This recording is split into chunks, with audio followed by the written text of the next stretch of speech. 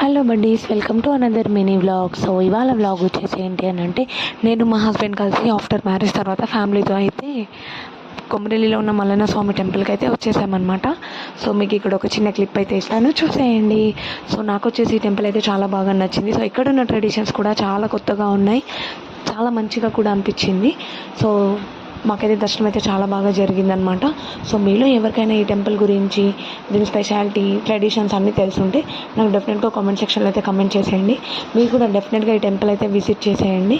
So ఈ టెంపుల్లో ఇంకొక స్పెషాలిటీ ఏంటి అని అంటే, అన్ని టెంపుల్స్లో కుంకుమ విభూతి కామన్, కానీ ఈ టెంపుల్లో వచ్చేసి ఏంటి అని అంటే పసుపు అయితే ఇస్తారనమాట. సో దాన్ని ఇక్కడ బండారి అని అయితే పిలుస్తారు.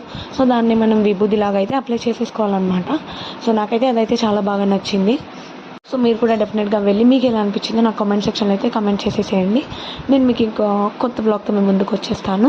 Until then keep smiling, take care friends, bye.